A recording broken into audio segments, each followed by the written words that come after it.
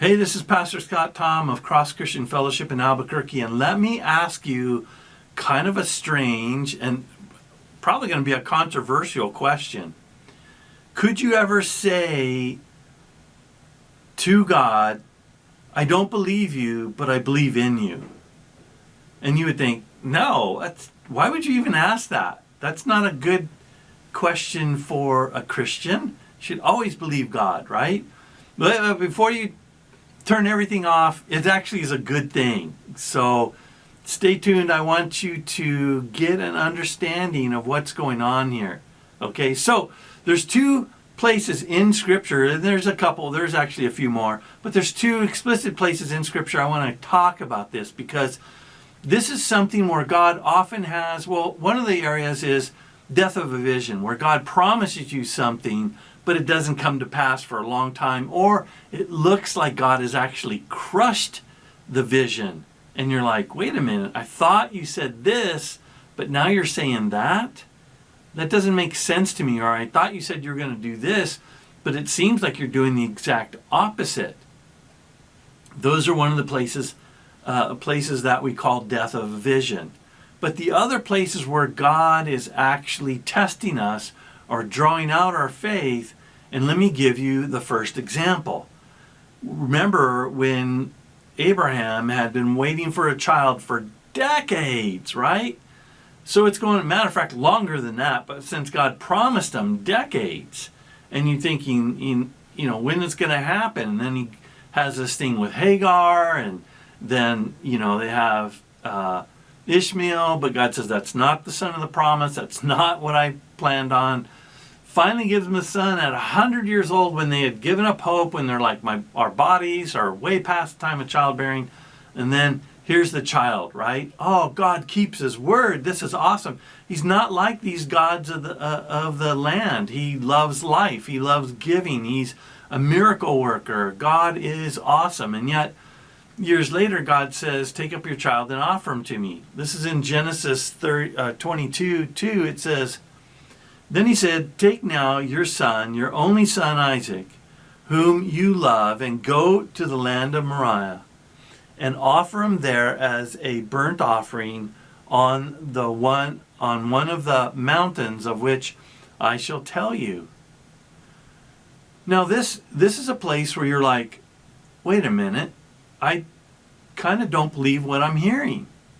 You're giving me the son, but now you're telling me to offer him kind of like the gods of all the nations around that I've rejected, from the moon god back in the Euphrates area, Mesopotamian Valley from where I came, this false god of my fathers, to these Chemosh and Molech and all these false gods here that require child sacrifice. And are you really that cruel? Are you like this, Lord? Are you a monster? Right? Because but Abraham knew better. Because he's like, okay, you want me to offer my child, but he didn't believe him. How do we know he didn't believe him in a perfect sense? Like, sacrifice your child, he's never going to have Isaac again. Isaac is lost to him forever. He didn't believe that, right? Even Hebrews says, the worst case scenario, Hebrews 11 says that Abraham believed God would resurrect Isaac, that no matter what happened, he would have Isaac back. So when he goes, he tells the servants, look, you stay here, and the boy and I will return, right? And even when Isaac goes, hey, Dad, where's the burnt offering? Like, here's the wood, and Abraham goes, you know what? God's going to provide the sacrifice. He didn't say, you're the sacrifice, son. So he here's the difference. He believed in God. He didn't quite believe everything God said, because what God was saying was more of a wink, wink kind of thing.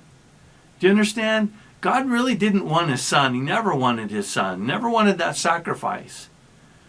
And the test wasn't as much about, would you give up your son? The test was more about, do you know who I am? Right? And this is the difference. Let me give you a little analogy here. So a child is playing with dad, right? And dad says something that kind of scares the child a little bit, right? And so the boy's like, hey, Dad, that scares me. And Dad goes, yeah, I'm a monster. I'm coming to get you. And then the boy starts giggling because he's like, Daddy, you're not a monster. And that's the difference, right? Because Abraham, going through all this, knew God is not like Chemosh. He's not like Molech. He's not like the moon god. He's not like these false gods. And because of that, he's saying this one thing, and it doesn't compute with me. I don't believe it 100% in the way that it may be taken, but I 100% believe in God. So I'm going to take it in a different light, right? I'm going to take it in a powerful way. And Hebrews says because he had faith. What is faith? He trusted. What is trust? Believing in not just the words of a person, but the character of a person. Abraham trusted the character of God because over all these years of waiting on God, and through all the difficulties, and through Sodom and Gomorrah, and through all, he knew that God was just, God was loving, God was pro-life, and so he knew that those words didn't match what God is. And so I believe God, I believe in him. I'm not going to believe the literal interpretation of that because I know his character. Just like you don't believe where Dad says, I'm a monster, I'm going to get you. All right, Dad, you can pretend like you're a monster and you can tickle me to death, but you love me. And so when you say that, I'm not going to take it as literal. I'm going to take it as a way of kind of you testing whether I really believe you're that, whether we really have this deep relationship and I know you. And it doesn't even have to be somebody who's known the Lord for a long, long time. Look, think about the Canaanite woman when Jesus was going a roundabout way through Samaria and the land of Canaan. Samaria was a mixture of the Canaanites and the Jews, and so you get this Samaria, they were called half-breeds. The Canaanites were called dogs. There was this animosity between them. The Samaritans were considered false worshipers of God. They chose not to worship at the temple. The Canaanites were even worse than that. They were kindling for the flames of hell. And so here's Jesus walking through, and here's this Canaanite woman saying, hey, would you please heal my child? Let's read it. This is in Matthew 15:24. It says, but he answered and said, I was not sent except to the lost sheep of the house of Israel. Then she came and worshipped him, saying, Lord, help me. But he said, it is not good to give the children's bread and throw it to the dogs, or to take the children's bread and throw it to the dogs. That sounds kind of mean, doesn't it? Just like God saying, take your child and sacrifice him to me. You're like, what? Are you like that?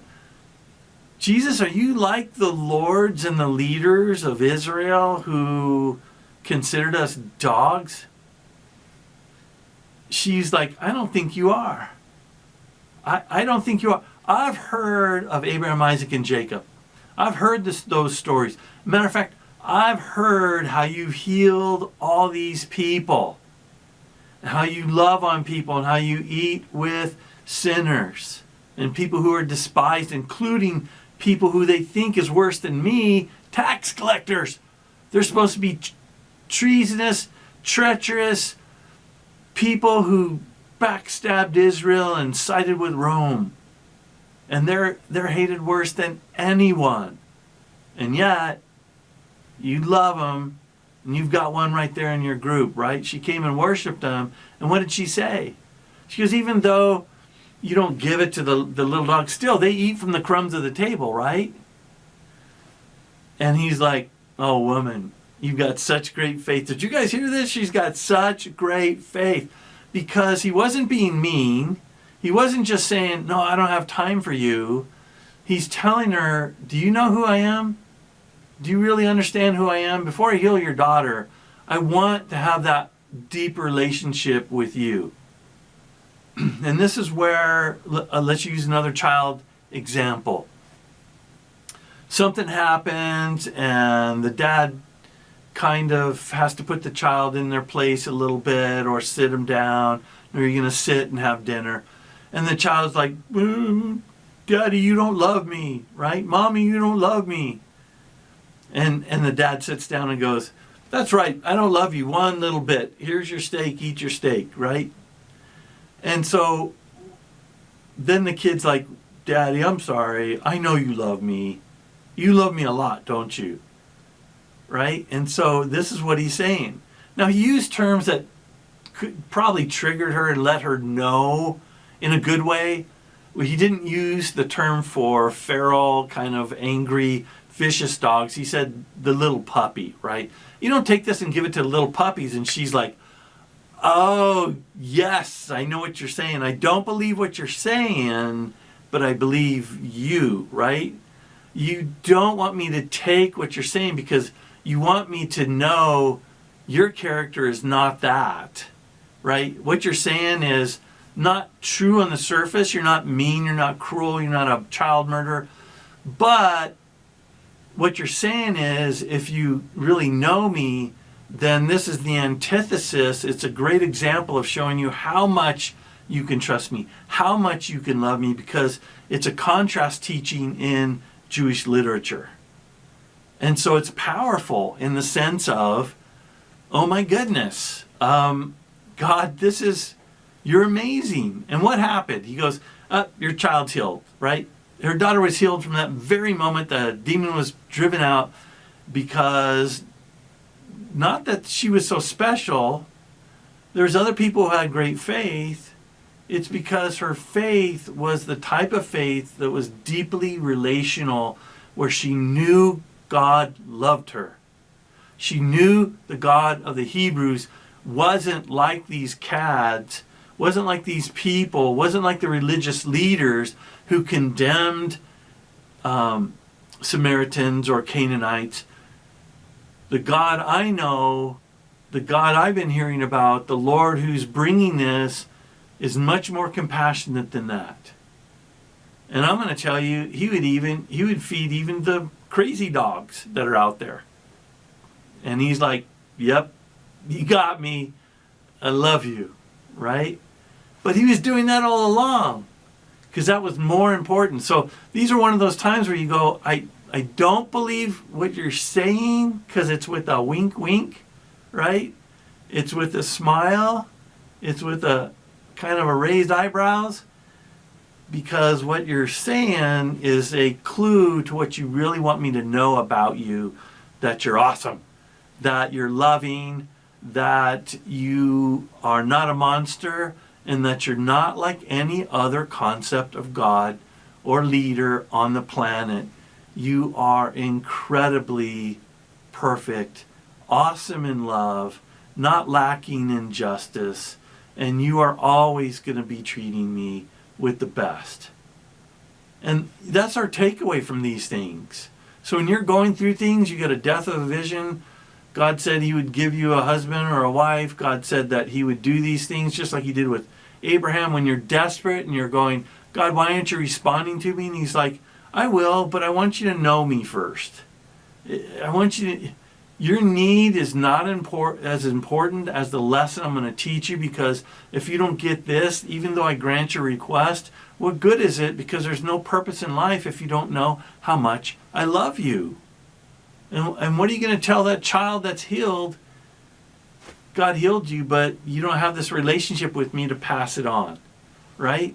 So let's do the greatest good, or the greatest loving thing that we can do is let's teach your child, let's teach Isaac, let's teach this Canaanite child how awesome God is, and let's change your lives forever.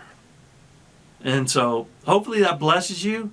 Hey, if you're in the Albuquerque area, come check out Cross Christian Fellowship. You can find us online at crossfellowship.org. And hey, this is something this comes from the teaching in our Bible college. So We have a 2-year program. It's called Shepherd School for men in our Bible college, and the Bible college website is ccfcollege.com, and in there you can have a general training or teaching, which you get a lot of this, or specifically for men for ministry is the Shepherd School. All right, so hopefully that blesses you. See you next time.